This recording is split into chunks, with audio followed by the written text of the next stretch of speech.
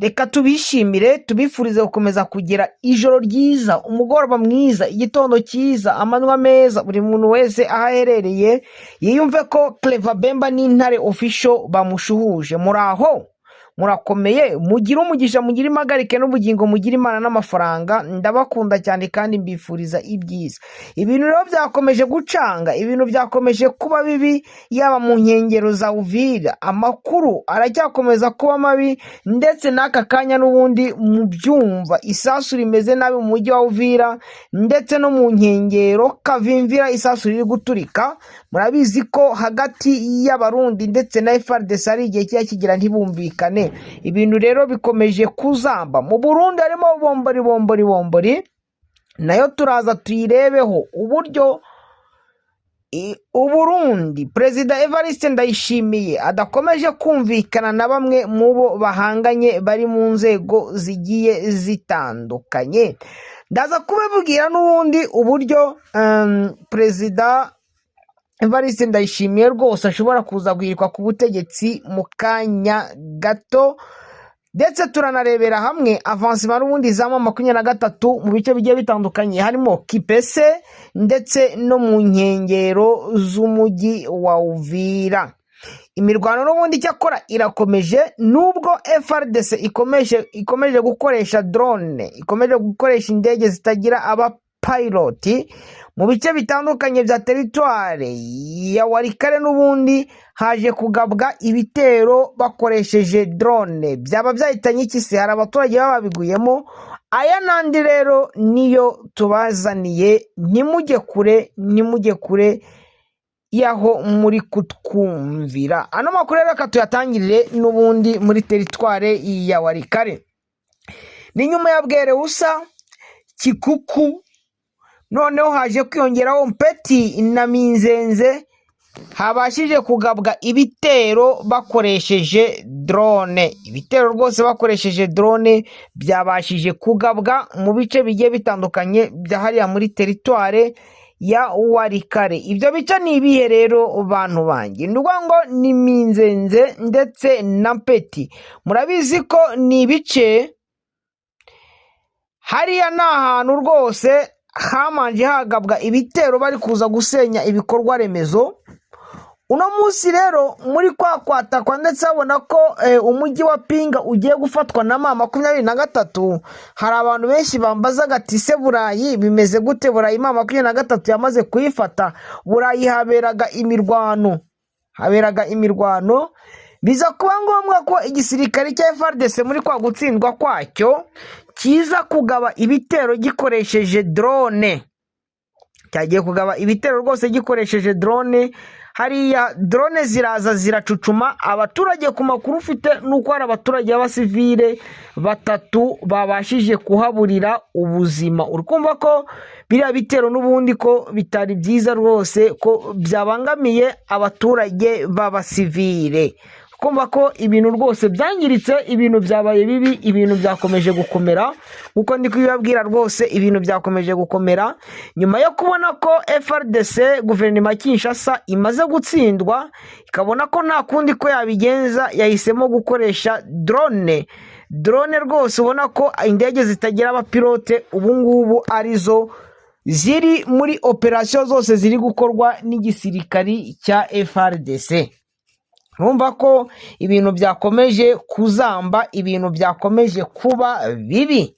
Byazambye rwose abantu banjye babwiza ukuri, ibintu byakomeje kuzamba, ibintu byakomeje kuba bibi. Sinzi ko M23 iri buze ko bivamo bira bitero byo kwibasira abaturage. Nagiraga ngo mu gihe mwabonye bira byabereye hariya muri teritwari ya Masisi, ubwo bagiye bagasuka ibibombe mu isoko, narinzi yuko wenda FARDC wenda baza kwimingiramo agafu, noneho bakagabanya ibitero n'ubundi bari gukora byica abaturage.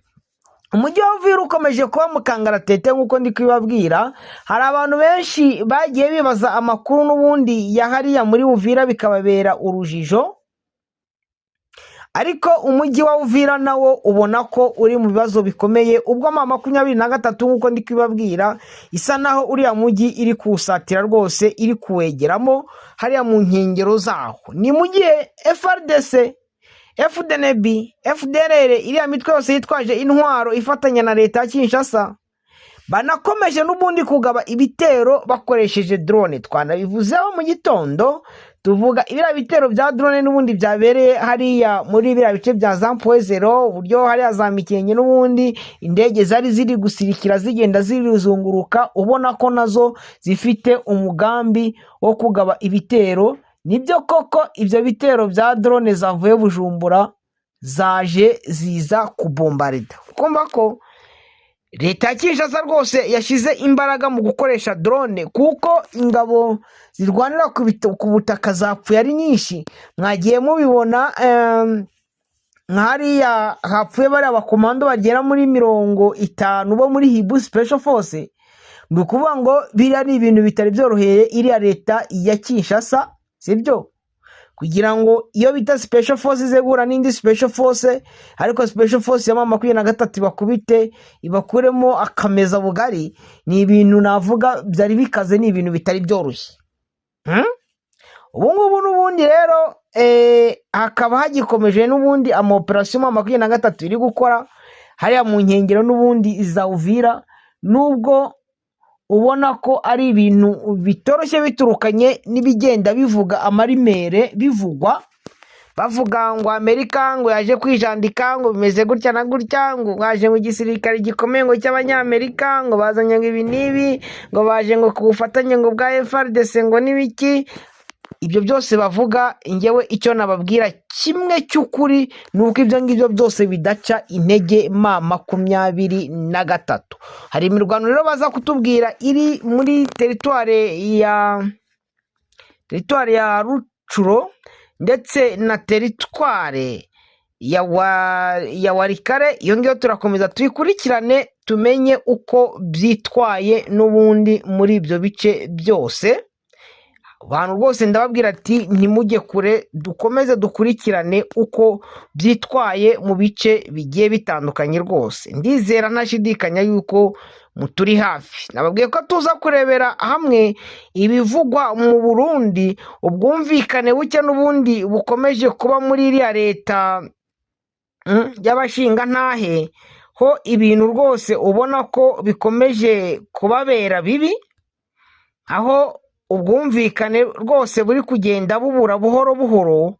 Turaza n'ubundi tubirebere hamwe, turebe ngo ni iki cyihishe inyuma yo kutumvikana kwa bariya bantu, kwa bariya badede. Ni ibiki rwose ubona kiri gutera ubwumvikane buke hagati yabo? Ibi bya Perezida Evariste Ndayishimiye ndetse n'abagize inama nkuru, ibi ngibi byitwaye gute?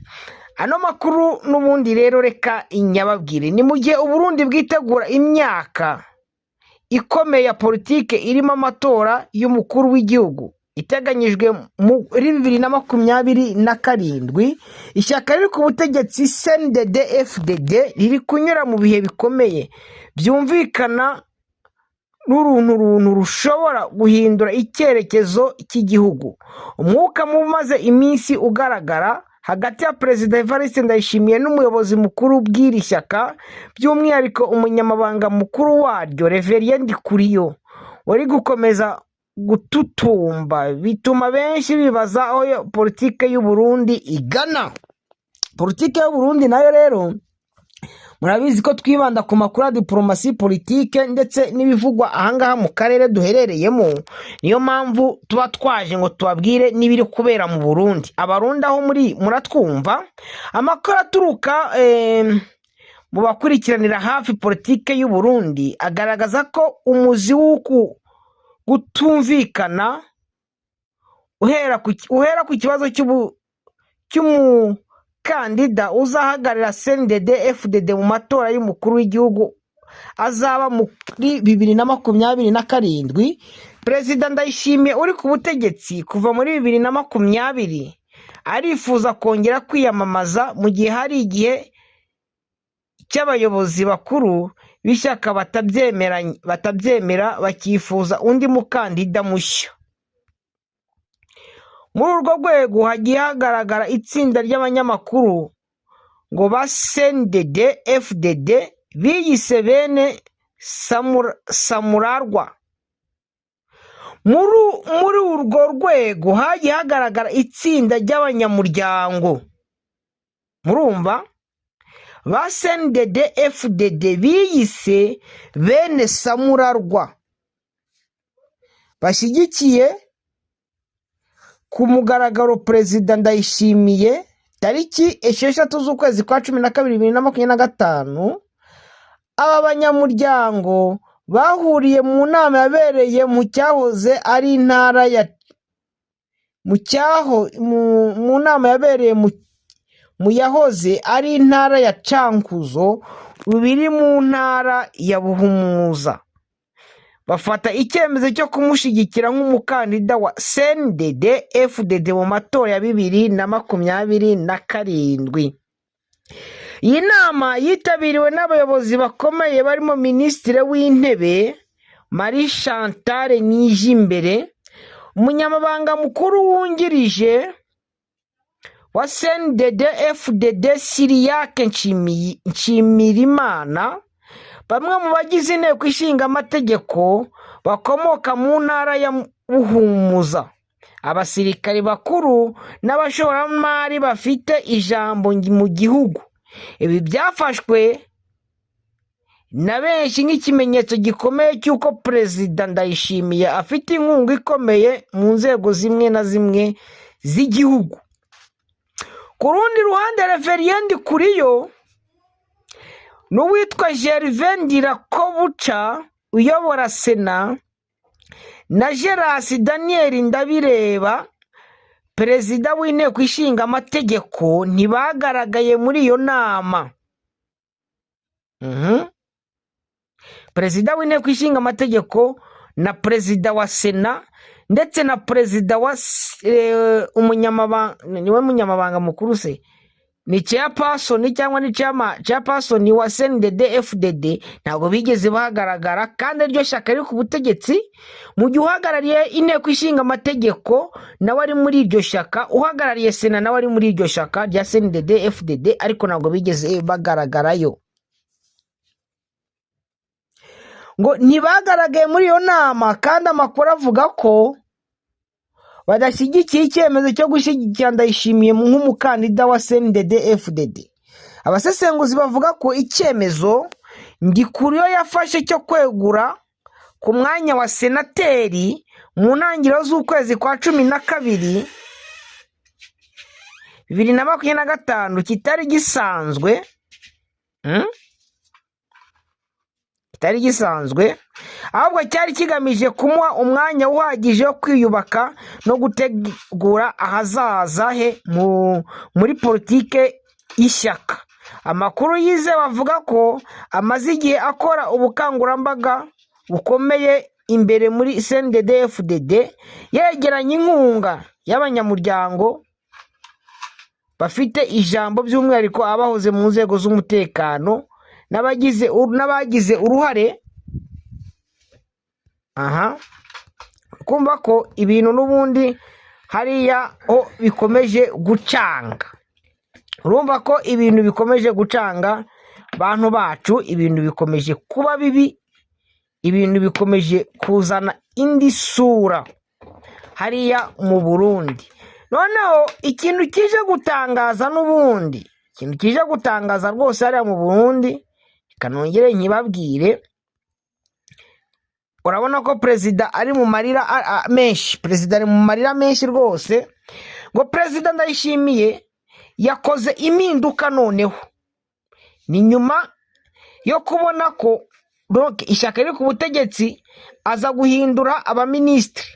Perezida wa Repubulika y'u Burundi Evariste Ndayishimiye kuwa 5 yakoze ivugurura muri guverinoma ye, akura mu nshingano abaminisitiri 2 bari bamaze amezi 6 gusa barahiriye inshingano zabo, nk'uko bigaragara mu iteka rya Perezida tariki yo ku itariki ya 23 ukwezi kwa 2026. Umwe mu bakuwe mu nshingano ni Atemon Katihabwa, wari minisitiri w'ubutabera, uburenganzira bwa muntu n'iterambere ridakumira.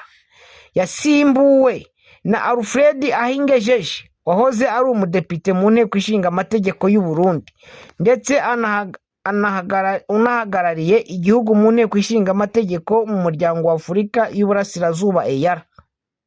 Kugeza ubu nta mpamvu ziramenyekana zatumye basimburwa, zatumye Katihabwa akururwa kuri uwo mwanya ntiziratangazwa ku mugaragaro. Gusa amakuru aturuka mu nzego zitandukanye avuga ko yaba atari mu bagifitiwe icyizere n'umugore wa perezida Ndayishimiye. Umugore wa perezida Ndayishimiye nawe ameze nk'aho ari we uyobora u Burundi, kuko iyo abwiye umugabo ngo ufanya hivi, umugabo ahita ngo yego mwidishikaze, ahita abikora.